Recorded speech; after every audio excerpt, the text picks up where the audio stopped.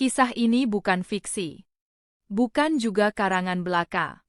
Ini adalah cerita nyata yang viral, beredar dari mulut ke mulut, hingga akhirnya tersebar luas di media sosial. Kisah tentang seorang lelaki tua, seorang kakek yang pulang dalam keadaan tak biasa setelah singgah di sebuah tempat yang dikenal dengan sebutan Kampung Janda di Nagoya, Batam. Kakek itu pulang merangkak. Namanya kakek Salim, usia 68 tahun. Seorang duda pensiunan PNS yang tinggal sendirian di rumah kecil di pinggiran Batam. Sejak istrinya meninggal 7 tahun lalu, hidupnya sepi. Anak-anaknya sudah berkeluarga, tinggal jauh. Hari-harinya diisi dengan menyiram tanaman, pergi ke masjid, dan sesekali duduk termenung di teras rumah. Tetangga mengenalnya sebagai orang baik, pendiam, dan tak banyak tingkah. Tapi mereka juga tahu, sejak istrinya tiada, kakek Salim berubah. Pandangannya kosong. Senyumnya jarang terlihat. Dan malam-malamnya selalu sunyi. Malam itu, malam minggu yang dingin, seorang teman lamanya, Pak Wahid, datang berkunjung. Mereka ngobrol panjang, nostalgia, dan tiba-tiba, Pak Wahid berkata dengan nada menggoda, "Salim, kau terlalu lama hidup sendirian. Ayo, ikut aku ke Nagoya. Di sana ada tempat yang bisa bikin kau ingat lagi rasanya jadi muda." Kakek Salim tertawa kecil, tapi matanya menyimpan rasa penasaran. "Kau maksud tempat hiburan?" Pak Wahid mengangguk, lalu berkata pelan, "Bukan sekadar hiburan, tapi tempat berkumpulnya para janda. Banyak yang masih muda, cantik, dan butuh teman bicara. Tak ada paksaan, hanya obrolan, teh hangat, dan sedikit sentuhan jika kau mau." Kakek Salim terdiam. Lama.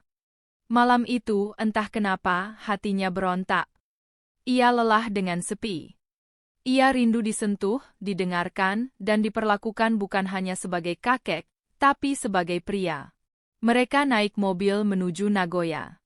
Suasana malam kota menyala terang. Musik berdentum dari kafe-kafe. Di satu gang kecil, mobil berhenti. Pak Wahid menunjuk ke sebuah rumah sederhana tapi bersih. Itu rumah Rika. Janda muda, baik orangnya.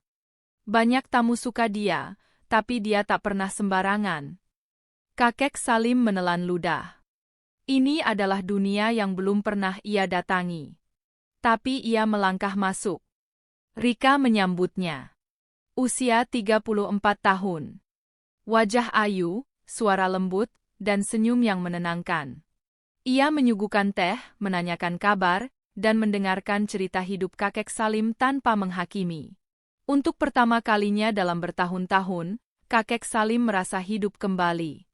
Obrolan mengalir. Gelak tawa terdengar. Waktu berjalan cepat. Jam menunjukkan hampir pukul 2 dini hari. Tapi suasana hangat di dalam rumah itu tak membuat kakek Salim ingin beranjak. Rika menggenggam tangannya. Tak berkata apa-apa. Hanya memandang dengan tatapan hangat. Dan saat itulah, tubuh tua itu bergetar. Bukan karena takut, tapi karena ia lupa cara menahan rindu. Malam itu tak perlu dijelaskan secara rinci. Yang pasti, batas usia bukan halangan bagi hasrat. Tapi tubuh tetap punya batas, pagi mulai menyingsing. Kakek Salim hendak pamit.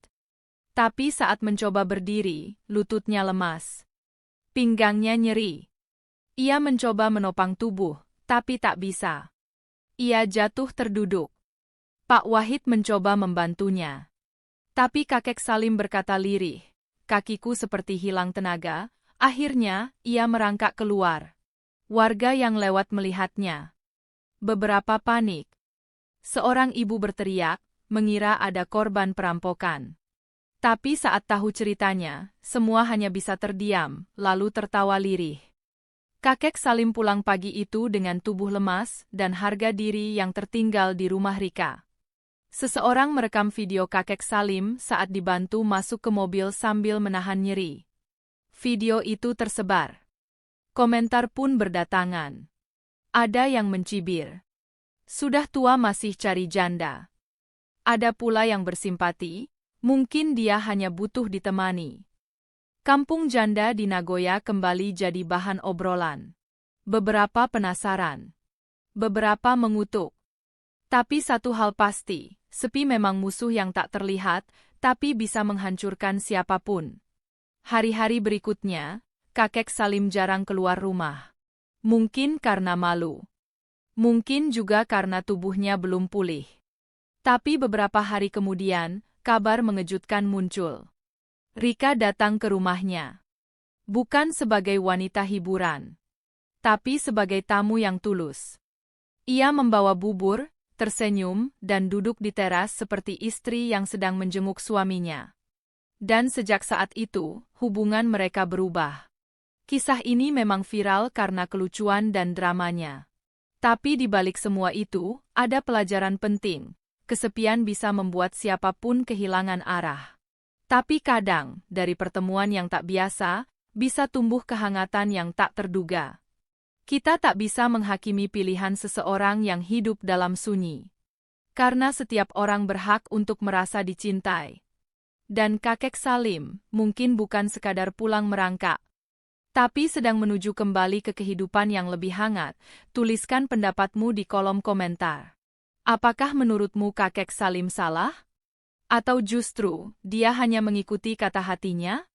Like, share, dan subscribe untuk kisah-kisah lainnya.